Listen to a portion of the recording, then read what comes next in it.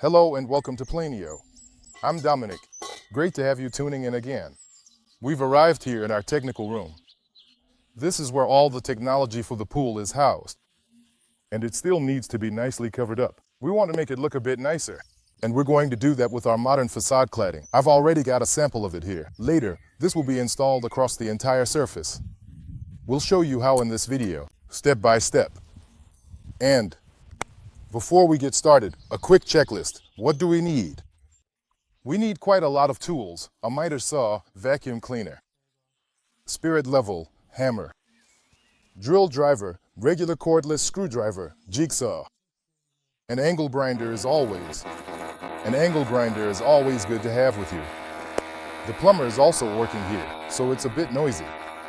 Before we get started, of course, first check the materials and inspect everything. Grab the delivery note, check what I ordered and go through everything to make sure it's all there. That's the most important thing. So you don't end up standing there later and realize a corner strip where something else is missing. That will be the first step. Take a look. Some of the bubble wrap is sticking up a bit too high. We'll trim that down in a moment. Of course, always be careful because there's a waterproofing layer here. That also means we'll have to remove this ventilation grille.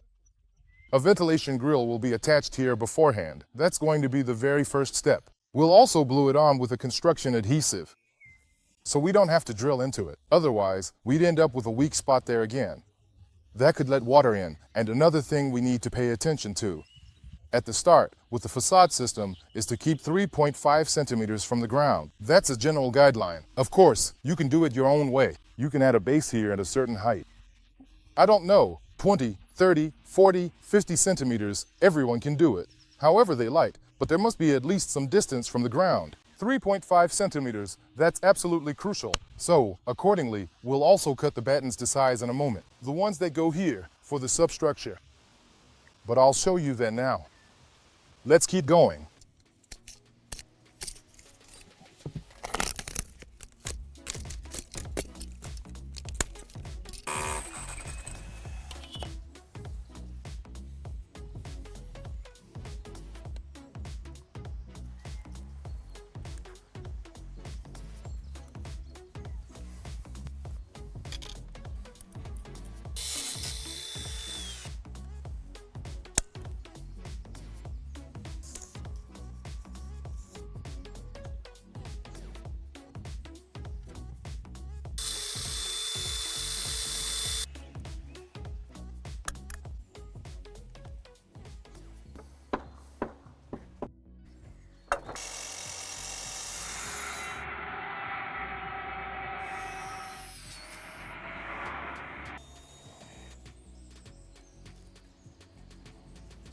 So, it's a good idea to pre-drill the battens first.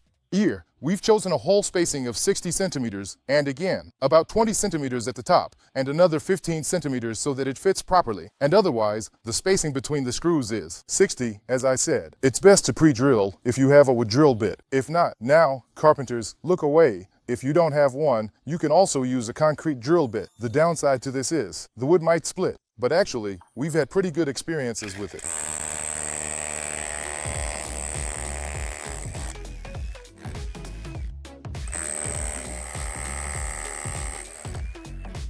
Before we attach them, as I said, make sure you don't come out or drill the utility room. We've got a long one, but of course, there are shorter ones. Check beforehand how thick is your stone. Mark it straight with a batten. Let's see how deep it fits here. Looks good. Then we'll just make a mark for ourselves, so we don't drill too deep. And now we'll do it like this. Now, press it nice and tight against the corner. But please, only drill one hole first. We'll put in one wall plug first, and then hold the level against it again. Sometimes it can end up a bit crooked, or it might slip again. With the substructure, it's not that big of a deal if it's not perfectly level right now, but what you can avoid.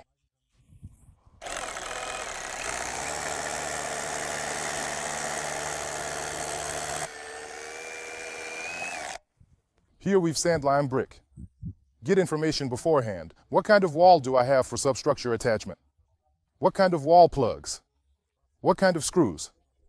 That's different every time, depending on the situation. So please, make sure to check that in advance. It doesn't help if I just tell you. We're using a duo plug from Fisher here. These are approved for the sand-lime brick. And they also have these hollow chambers, and they're different in some types of sand lime brick. It can happen that with a wall plug, you hit a hollow chamber and then it doesn't hold at all. If it expands at the back, then it won't grip. We actually tested that beforehand. At first, we had different wall plugs and had to change them. I actually had to go get some more. So you need to pay attention to that as well. There are also hammer and plugs for this. You can use those however you like. Just make sure to get informed beforehand, as I said. That's really crucial. Now, don't tighten it all the way yet. This is just so it doesn't slip out of place on me right now. Quickly hold the spirit level against it. All right, just check for a second.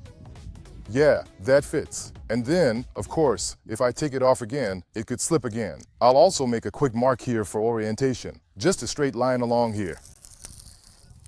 That way, nothing can go wrong. Then drill the other holes first.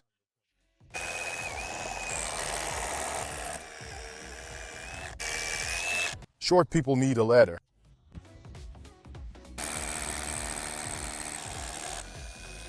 Now we'll take it out again first, because now we need to insert the plugs.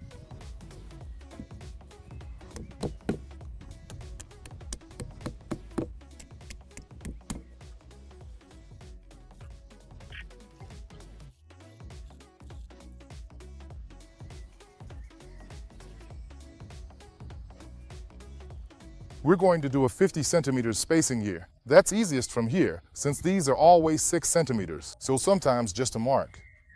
Once at 50, 56, and then I know exactly where the batten goes.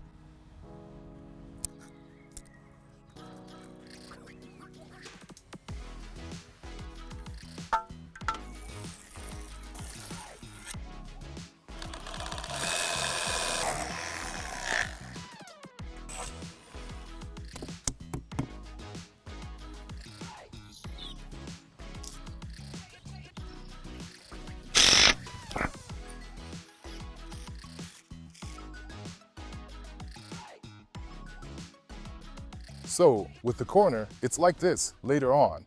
Before we attach the facade panels, the corner profiles go on first. That means you have to place the batten pretty much right on the edge here, so that I can put the corner piece on here later.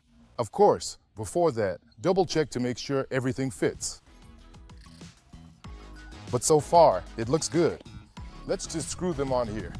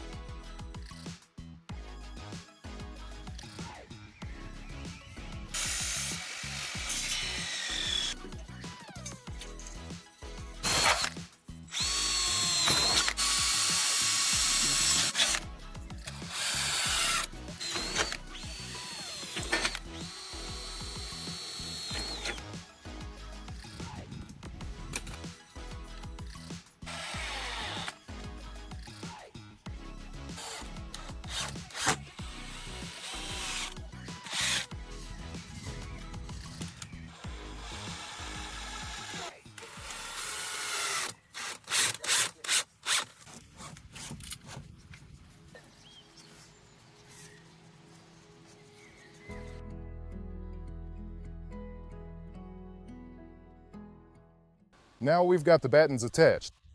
If they're off by a millimeter or two here, it's not a big deal on the surface, but it's really crucial. On the outside corner, just like on the inside corner. That's where I would either do it with 2 people or use a clamp to hold it in place. Attach the level right to it, because this really has to be absolutely perfect. Really down to the millimeter. Because that's where we'll put the outside corner on later. And then we'll leave a visible gap here, a shadow gap. And if it's only off by 2 millimeters from the angle later, and since we're cutting the batten straight, then it'll look like there's a step in here. So, please pay special attention to the outer edge. It's okay if that takes a bit longer, that's not a problem. So really take your time with this. For that reason, now I'm going to drill into the wood at the top, so I can fix it in place there, and then in the middle as well.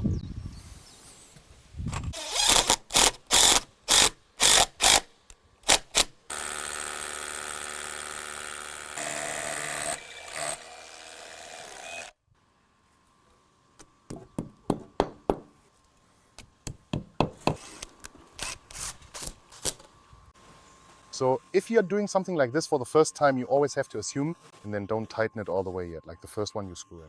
Basically, you tighten all of them again afterwards. You can always check again behind the gap. Am I hitting the wall plug as well? Sometimes it might be a bit crooked or whatever, but that I can still check afterwards and see if I'm hitting the wall plug hole.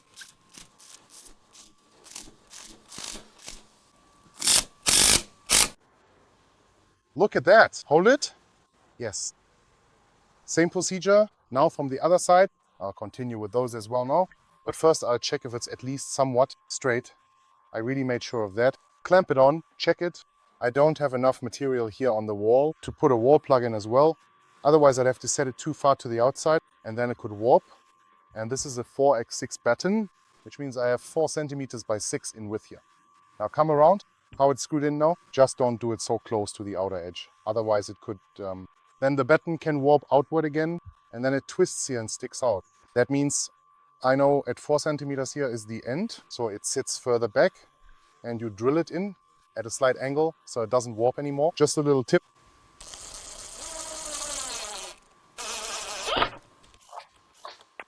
As I said, if it sticks out by a millimeter here on the batten, that's not such a big deal. The main thing is here, this corner, because later our end cap will go on here and that really needs to be exact. So it really has to be straight. And of course, when it's in place, and again, as I said, now I'll set this one further along as well. It might be that I'll have to pull it a little bit because the wood has warped slightly. Not any harder now, but as I said, it's really better to take a bit more time here. Invest a little extra, check it once more. So now I'll set this one lower, but I'll take another look first. The one I'm about to screw in now is really crucial. Now I can still move it a little, make final adjustments, but once I put the second one, I won't be able to. So please do the others like this. I can just screw those in. As I said, first make sure the first one is level. Pay attention to the transition here. And now, of course, be careful with the second one. Next step, very important, stick EPDM tape onto all the battens here for decoupling. Here the corner, it's like this. Here I just stick it on like this. It's not a big deal, only here at the corner. Please don't let it overlap here. So stick it right along the edge here. Otherwise it will fold over later. Then your rail won't be in the right position anymore. So you need to stick it precisely on the outer corners here. It's not such a big deal if you slip a little here, but here it's crucial. Let's put it on.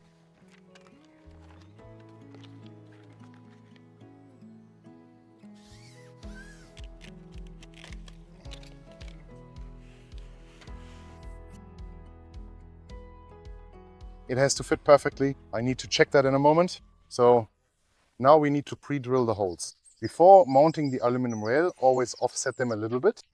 So if you drill a hole here, let's say every 40 to 50 centimeters, drill a hole. And then when you do it on the other side, always offset them a little bit. Otherwise the screws might end up meeting at the corner later on when you properly and securely mount them into place.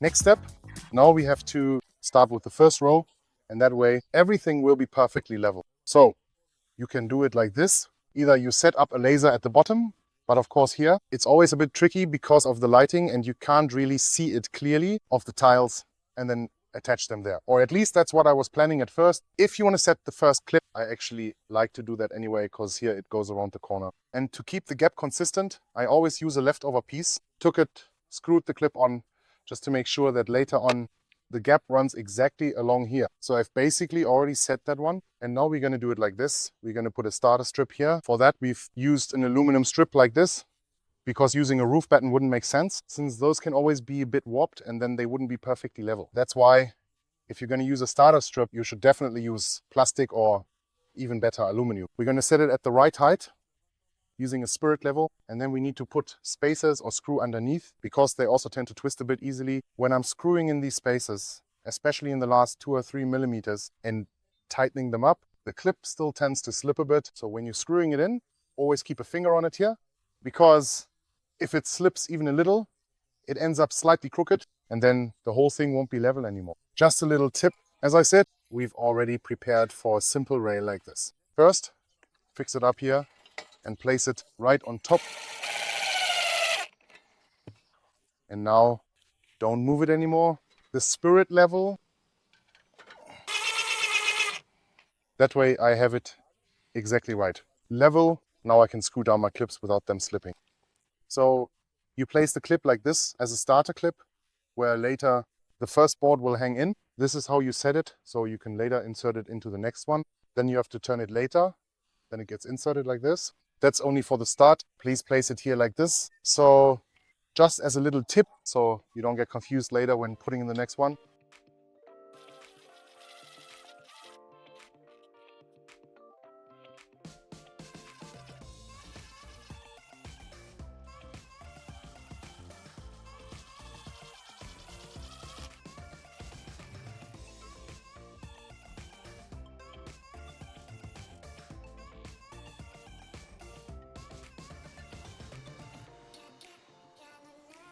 Now I'll go ahead and lay the first rail on top. We're going to stagger them like this.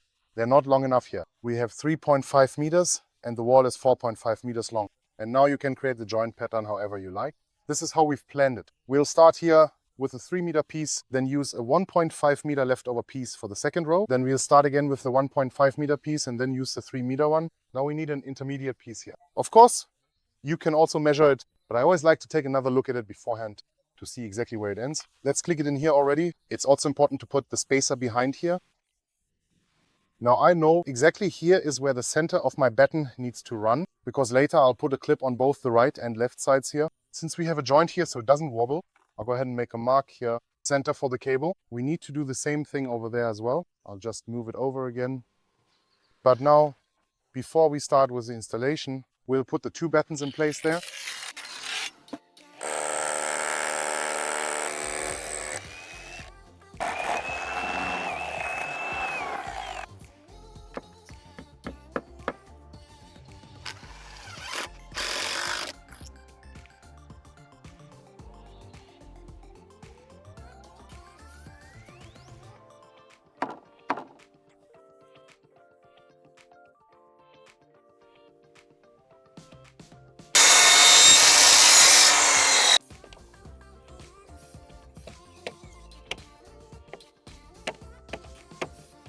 So once the first row is in place, as I mentioned earlier, then we do it the other way around. So at the starter strip, we did it like this. Now this goes in behind like this. But now this part is really crucial. There's another mounting aid included here, which I'll just clamp in between here for a moment. Before screwing it in, I'll place it in between so there's a bit of space left. This way, the boards can expand when the sun shines on them. We'll show you that in a moment. Once that's done, a steel pin always goes in the center, right in the middle of the board, so it can expand evenly to the right and left when the sun shines on it. Which brings me back to the material. It's quite a robust material, really high end. Because of the smooth surface, it doesn't get dirty so quickly. But you can clean it very easily with a pressure washer or just by wiping it down. There's no texture here, nothing at all. That's always an advantage. As I said, a rear ventilated system is always the best thing you can do for a facade, so you definitely can't go wrong with this material. And then it's just important, also really press it down nicely with your finger, because it can always happen when I tighten the screw. As I just mentioned, if it gets misaligned, just press it down here again, firmly with pressure, and then done. And then I pull out the mounting aid. And now we'll do this along the entire row before the next row goes on. And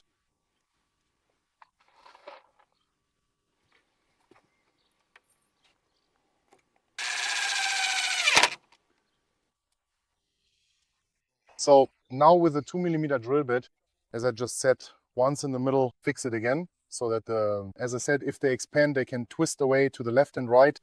There's basically no play left. So now we take about the middle, roughly here, drill, don't drill it too high or too low. I'd say from this lip, about the middle. It will be covered later on when the very next row is completely installed and secured into place.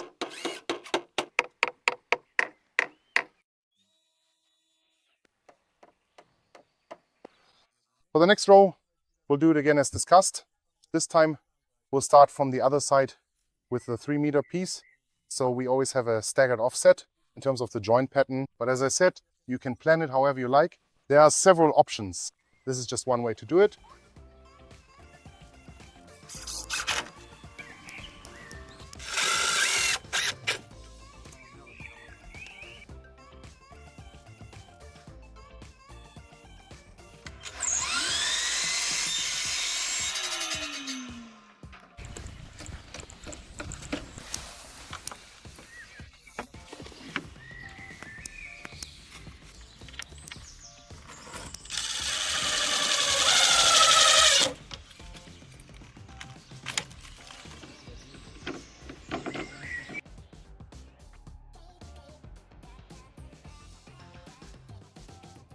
Here, where the transitions meet.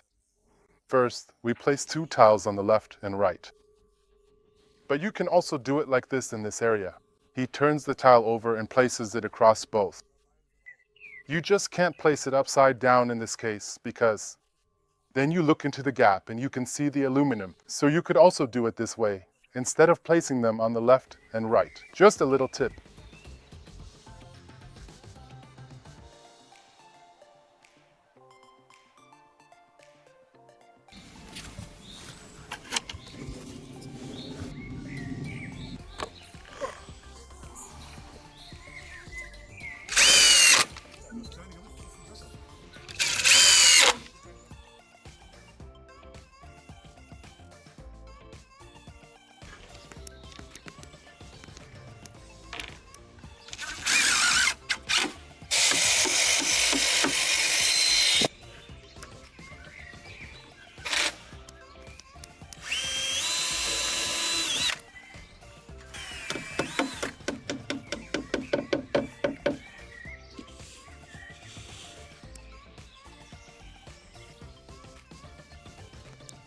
So now we've reached the last row.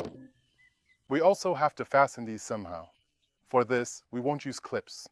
Instead, there are these facade screws, which already come in a matching color tone. Just make sure not to drill too close to the top here. It can split here, and I'll give you another tip. It says a 3.5A drill bit. That's 3.5 millimeters. 4 millimeters works better. Sometimes, when screwing in, it can cause splitting. Here later. So it's better to use a 4mm bit. Then I position it here, where the battens are, and it's really important to go about 1.5 to 2 centimeters lower, so that nothing breaks off there.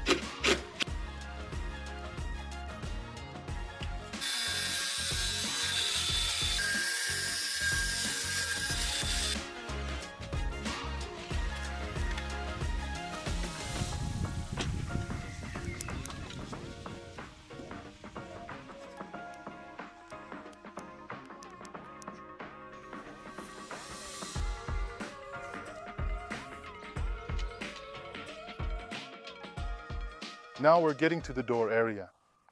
We have to handle this a bit differently here than originally planned, but I just wanted to quickly show you how it's usually done. So imagine it like this. The batten goes here now, so I have to be careful as well. As you can see, we only have a 4cm niche here. So now you have to picture it like this. Normally, a niche like this is at least 10 or 16 centimeters, or whatever, just a bit wider. But since we have a simple setup here, theoretically, the wiring would go here now. But I'd have to move it back a bit right away, because the finishing profile will also go into the corner back here. Of course, I have to subtract that here, then I'll make the same distance as here, so that I can still open the hinges. So here, take a look at this. That means you'd have to set the batten so that it gets screwed on like this later. And in addition, the corner piece would have to go on here.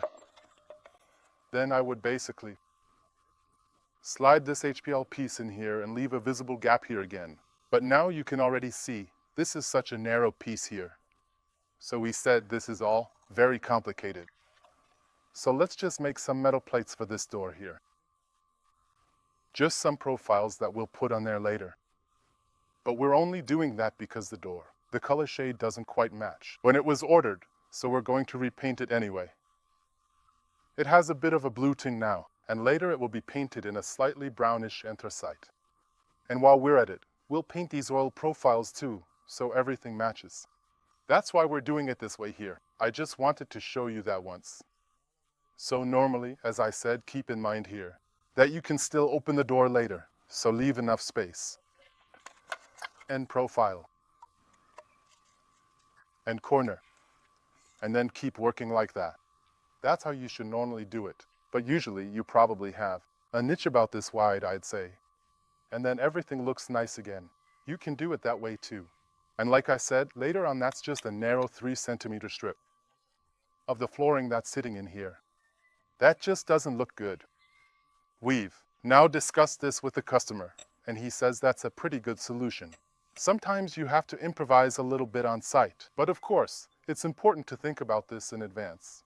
If you have a window or a door, in an emergency you can double up the batten so you get a wider niche, or you can just say, I don't care. Like I said, I'll just put in a narrow niche here. That works too. As I said, here you can use a different solution, like the one we showed before, and here, where I'm standing right now, just so you don't get confused. When we last cut things, we still had a lot of leftovers, and here we often have to double up. So here we're going to add a counterpipe, because a shower is going in here. You can see here, there's a cluster of pipes, and those 4 centimeters from the pipe just aren't enough.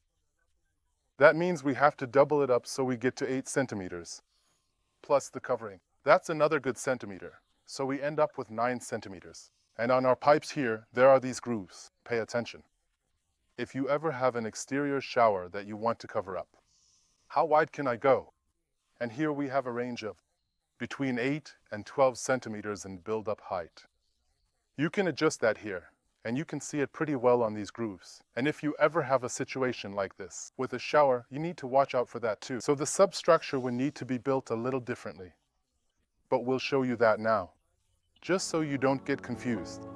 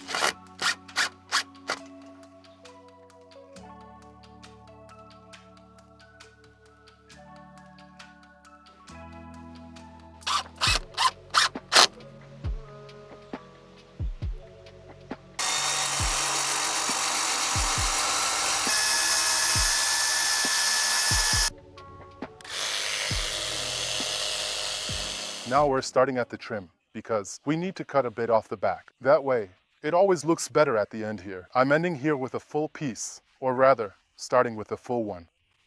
And here in the corner, after endless 10cm strips. And there we have to use those facade screws again anyway, to fix them, because we can't use clips. It's better to choose an inside corner, rather than having the screws on an outside edge. It's not great, but there's no other way. And now we're placing the clips here again with the proper spacing. We were here, had them everywhere.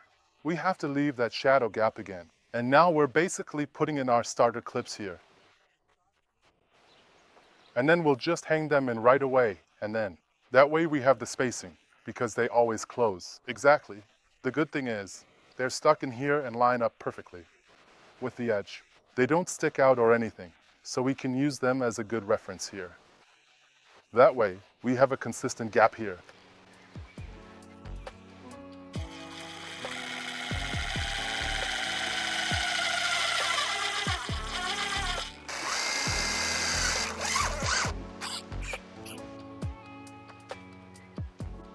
So now the same principle again as with the other wall as well. Don't forget the mounting aid. Wedge it behind. Attach it and then screw it in.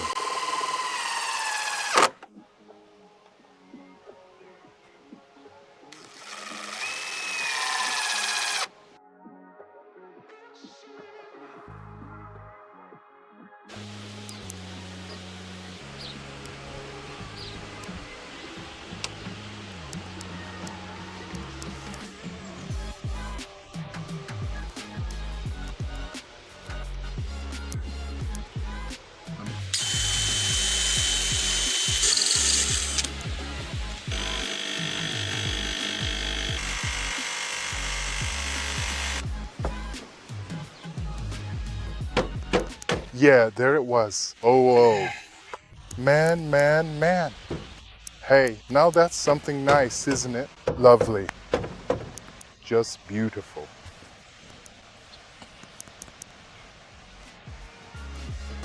Beautifully simple pro.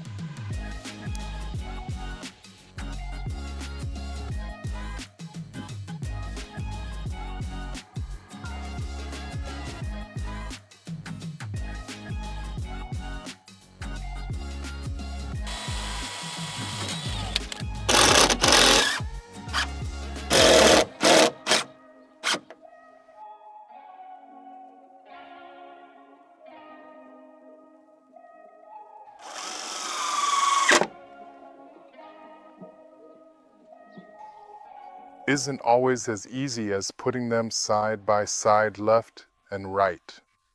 You have a cut above the door. You have to pay more attention.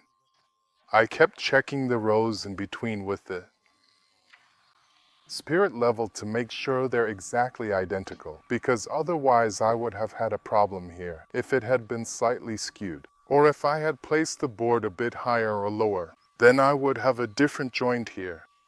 So it's really important that you pay attention to that. The second problem with something like this is that you need to be able to fit your spacer in here. So visually speaking right here. You have the same width here of the joint. Exactly the same here as well. So when you're measuring and you're not 100% sure and you just kind of, if you're not sure, just cut it a millimeter longer at first. Lay the board in place, take a look, and then cut it. It's worse if you cut it too short, because then you can't fix it anymore. So with things like this, I would always add an extra millimeter first, and then trim it again if necessary. That's exactly what I did here. I'm just being honest. At first, I left it a bit longer, checked again, and realized, yep, I could still take off about half a saw blade, so that the gap here and here is exactly the same. And the second thing is, once everything fits, I just grab a square, because now I have to. You can see it here. The niche goes even deeper in. So now I'm going to make it really simple for myself. Now that I've got it lined up properly, I just take my square, mark it here on the board once, I'll measure in a moment how much I need to cut off, just so I already know where to make the cut. Same thing on this side too. You can already see it. We've been using colored pencils the whole time here, because on something like anthracite, it always happens that pencil marks are so hard to see. Or as a little tip, use colored pencils or something like that. It's always better. Then we take it out again. And now let's see how high we need to go. But now I have my edge here. Up to here, that's what I want to cut off. Just this piece. That stays. But this part here, I need to measure now. How much do I need to cut off? Let's go with a good 9.5. That should fit pretty much exactly. The plunge saw is used. A jigsaw could also cut it, as the L profile goes on top. That means, with the jigsaw, it's not as clean, it looks choppy. But in this case, thankfully, it's not such a big deal. I'll probably still have to trim the corners a bit with the jigsaw afterwards. But for the miter cuts, I'll start off with the miter saw, as far as I can go. Of course, be careful not to go in too far. So with the saw blade, stop before the end. Use the plunge saw once, the corners. Trim with the jigsaw. Nothing should go wrong.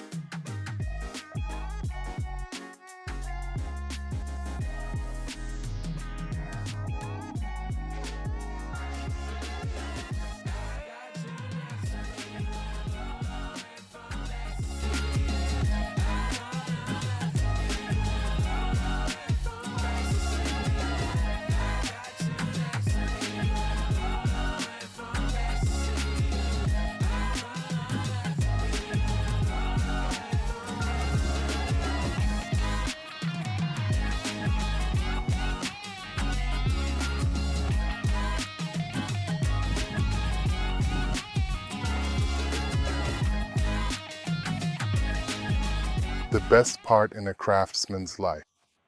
We're done with our modern facade cladding. I don't need to say much more. It looks really stylish.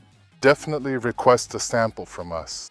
They're free with us. Take a look at our shop. Lots of beautiful things, especially now, just in time for the outdoor season. And yeah, like I said, I don't need to say much more. If you liked the video, feel free to give it a like. Give us a thumbs up, of course. Leave me a few comments too. That always helps us out. Otherwise, if you have any questions, feel free to email or call us. We have a super competent team. And I'd say, see you next time. Bye.